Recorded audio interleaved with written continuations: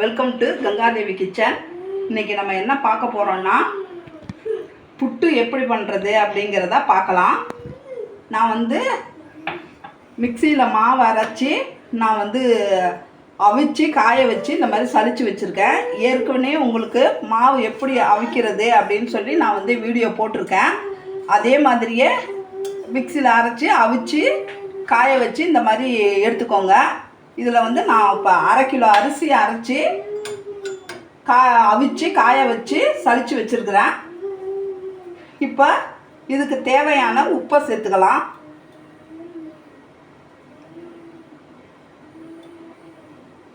தேவையான உப்பை சேர்த்துக்கிட்டு கிளறிக்கிட்டு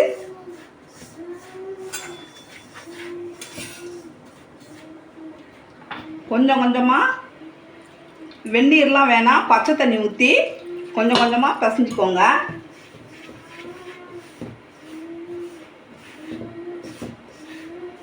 நான் 2 வகையான செய்ய போகிறேன். ஒன்று வெல்லம் போட்டு நார்மலாக, இன்னொன்று சர்க்கரை சேர்த்து செய்ய போகிறேன்.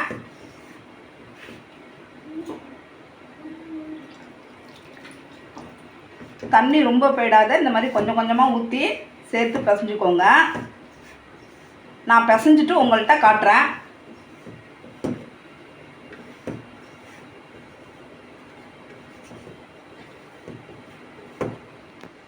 பாருங்கள், நான் தண்ணி தெளித்து நல்லா கட்டியெல்லாம் இருந்தால் இந்த மாதிரி உதுத்து விட்ருங்க.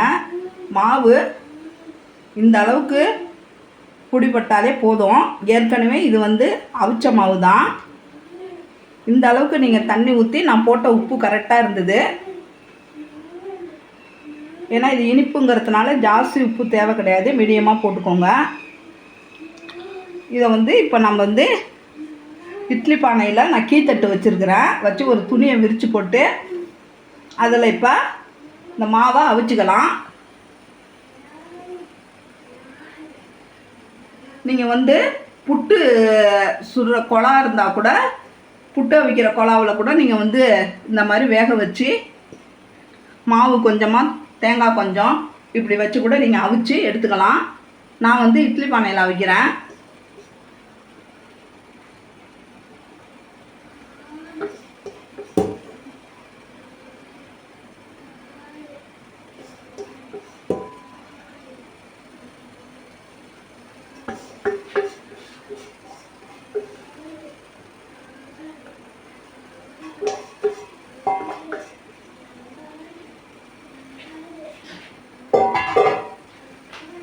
பாருங்கள், இந்த அளவு மாவை வேக வச்சுங்க.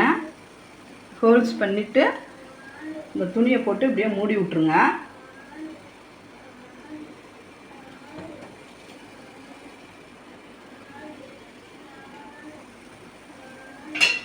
இதை இப்போ மூடிக்கலாம். இது ஒரு 5லேருந்து ஒரு 10 நிமிஷம் வேகட்டும், பார்க்கலாம் வாங்க. இப்போ நம்ம நான் ஒரு தேங்காய் எடுத்து திருவி வச்சுருக்கேன். இதை நம்ம இப்போ கொஞ்சம் நெய் விட்டு வறுத்துக்கலாம். சும்மா 1 ஸ்பூன் அளவு நெய் விட்டாலே போதும்.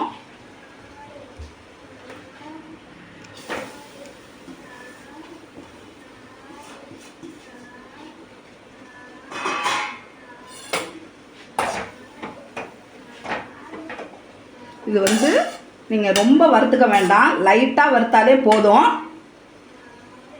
இது பத்தையாக விழுந்துருக்கு. ஏன்னா ரொம்ப வறுத்துட்டீங்க அப்படின்னா இந்த தேங்காயில் உள்ள பாலெல்லாம் பேசாப்பேடு ரொம்ப கொஞ்சம் வரன்னு இருக்கும்.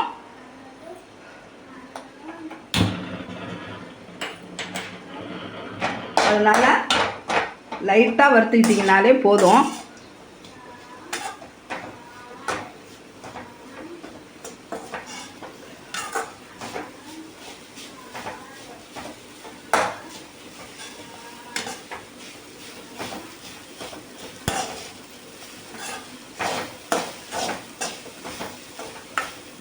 அந்த தேங்காய் ஸ்மெல்லுக்காக தான் லைட்டாக வறுக்கிறது, ரொம்ப வறுக்கிறாதீங்க.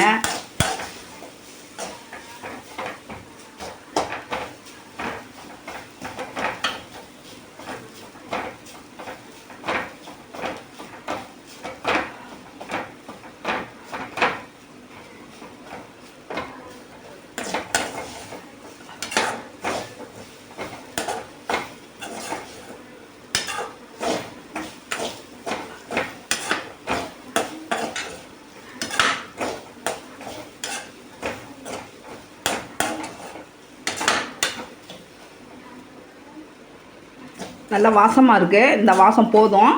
இந்த அளவு நீங்கள் வறுத்திக்கிட்டாலே போதும். இப்போ நம்ம அடுப்பை ஆஃப் பண்ணிக்கலாம். இப்போ நம்ம திறந்து பார்த்துக்கலாம்.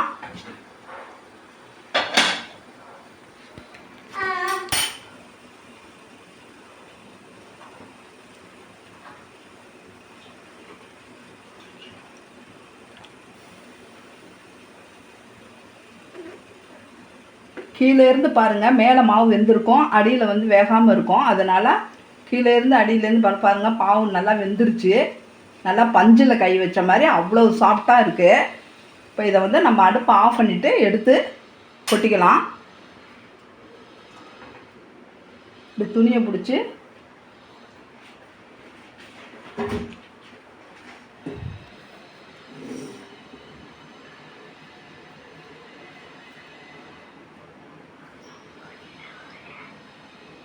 இப்போ துணியில் ஒட்டி இருக்கிறதெல்லாம் எடுத்து விட்ருங்க. சுடுது.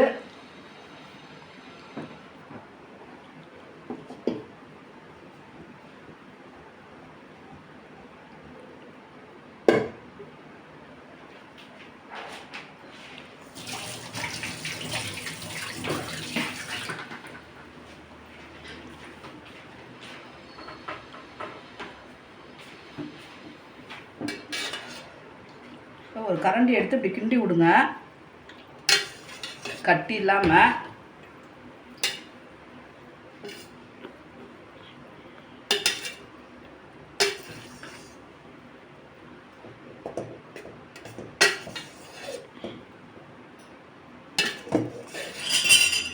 கரண்டி எடுத்து இப்படி கட்டி இல்லாமல் உடச்சி விட்டுங்க. ஸோ 1-2 கட்டி இருந்தாலும் பரவாயில்ல.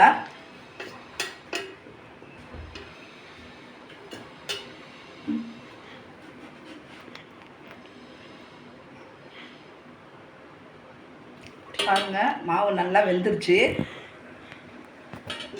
நல்லா சாஃப்டாக இருக்குது. கையை வச்சோம்னா அப்படியே ஏதோ பஞ்சில் கையை வச்ச மாதிரி இருக்குது. இப்போ இதை வந்து நம்ம 2ஆக பிரிச்சுக்கலாம்.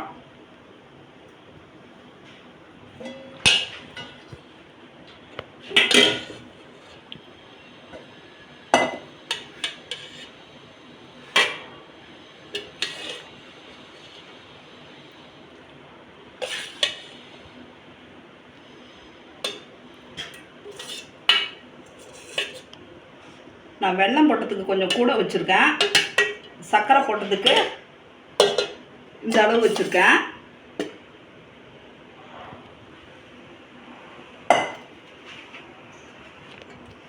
நம்ம இது மாவு சூடாக இருக்கும்போதே நம்ம சர்க்கரையை நம்ம இதில் சேர்த்துப்போம். அப்போ தான் உங்களுக்கு நல்லா சர்க்கரை கரையும்.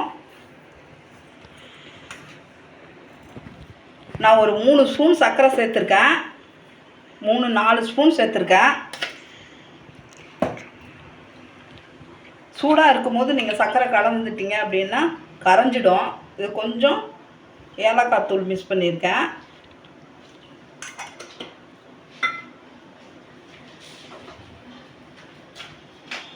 இந்த தேங்காயில் நம்ம கொஞ்சம் தேங்காய் சேர்த்துக்கலாம், வறுத்த தேங்காயில்.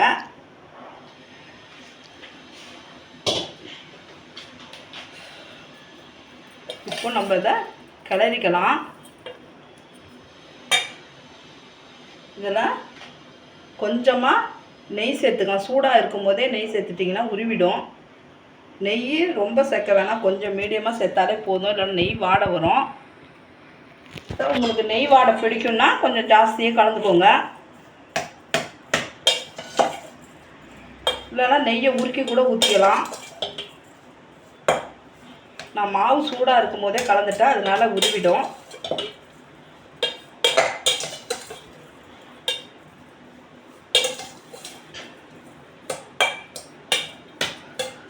மாவு இந்த மாதிரி நம்ம அரைச்சி அவிச்சு காய வச்சு வச்சிட்டோம்னா திடீர்னு நம்ம செஞ்சுக்கலாம். கடையில் வாங்குகிற மாவை விட இது ரொம்ப சாஃப்டாக நல்லாயிருக்கும். இப்போ கிண்டியாச்சு.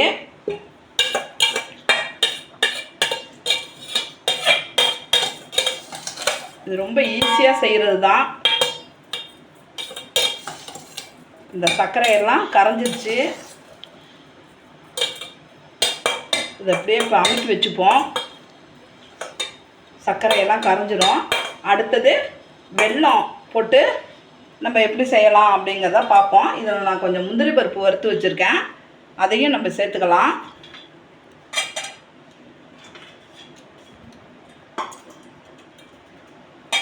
இது எப்படியே இருக்கட்டும். இப்போ நம்ம வந்து இந்த வெல்லம் போடுற புட்டுக்கு நான் ஒரு 150 கிராம் வெல்லம் எடுத்து வச்சுருக்கேன். அதை இப்போ வந்து நம்ம பாவாக காய்ச்சிக்கலாம்.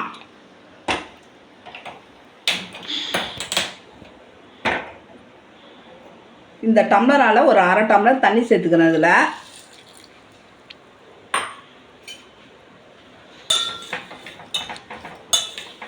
இது ரொம்ப பாகு பதத்தில், ரொம்ப பாவு நம்ம அதிரசம் கலர் அளவுக்கு அப்படியெல்லாம் வேணும்னு அவசியம் இல்லை. கொஞ்சம் பாவு பதம் வந்தாலே போதும். நம்ம பாவு பதம் வரவும் நான் உங்கள்கிட்ட காட்டுறேன்.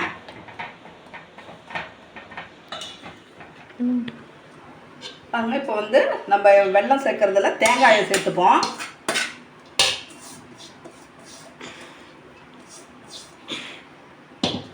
நான் ஒரு 50 கடலைப்பருப்பு எடுத்து ஒரு 2 மணி நேரம் ஊற வச்சு அவிச்சு வச்சுருக்கேன். இந்த பாருங்கள், இந்த மாதிரி நீங்களும் மாவை அவிச்சுக்கோங்க. அதையும் நான் இதில் சேர்த்துக்கிறேன்.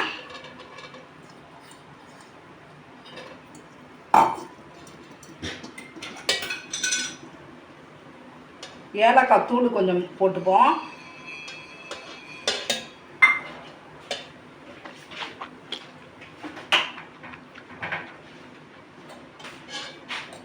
பாருங்கள், வெல்லம் நான் எப்படி காய்ச்சிருக்கேன்னு. ரொம்ப கம்பி பதத்தில் இருக்கணும்லாம் அவசியம் இல்லை, இந்த அளவுக்கு இருந்தாலே போதும். நம்ம இப்போ வெல்லம் வேணால் நீங்கள் கூட குறைச்ச எடுத்துக்கங்க. ஏன்னா வெல்லம் பாகு மீந்தா கூட நீங்கள் டீ போடுறதோ இல்லை மல்லி காஃபி போடுறதோ போட்டுக்கலாம். நான் இப்போ 150 கிராம் வெல்லம் எடுத்திருக்கேன். இதை ஊற்றி நம்ம கிண்டிக்கலாம்.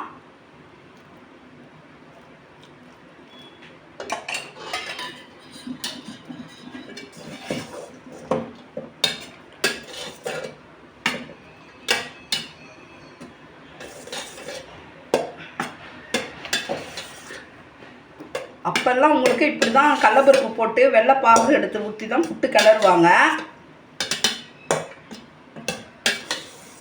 பொண்ணுங்க ஏஜ் அட்டன் பண்ணாங்கன்னா இது மாதிரி தான் பண்ணுவாங்க.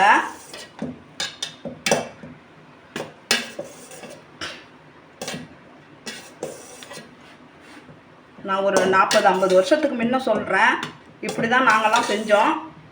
கடலைப்பருப்பு போட்டு இதில் சர்க்கரை இருக்கா இல்லையான்னு பார்த்துட்டு நம்ம கூட கொஞ்சம் பாகு ஊற்றிக்கலாம்.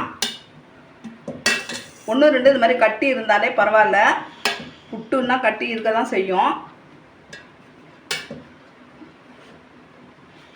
நம்ம இனிப்பு இருக்கான்னு பார்த்துட்டு நம்ம வெல்லம் ஊற்றிக்கலாம்.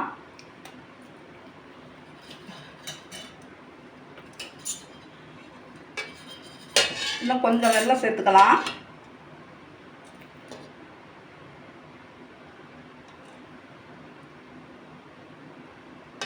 இது அடியில் மண் இருந்தால் கூட தங்கிடும்.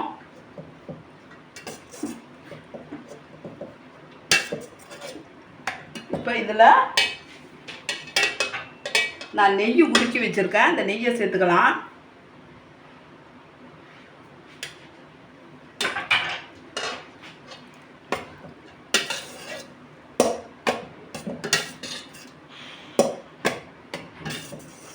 நெய் வாசத்தோட புட்டு சூப்பராக இருக்குது.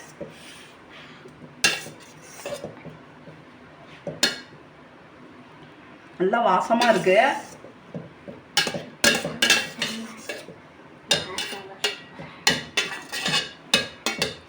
இப்போ நம்ம டேஸ்ட்டு பார்த்துக்கலாம்.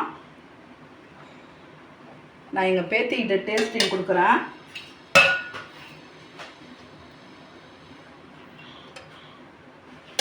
சொல்லுடா எப்படி இருக்குன்னு. சூப்பராக இருக்குது, சூப்பராக இருக்குது. நீங்களும் இந்த ட்ரை பண்ணி பாருங்கள். பாய்.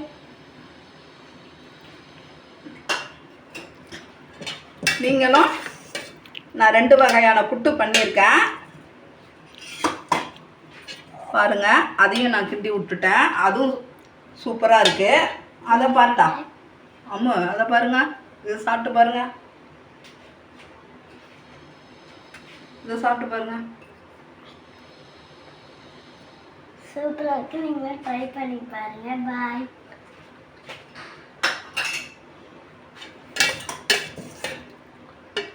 உண்மையிலே ரொம்ப நல்லா இருக்குதுங்க. நானும் டேஸ்ட் பண்ணி பார்க்குறேன்.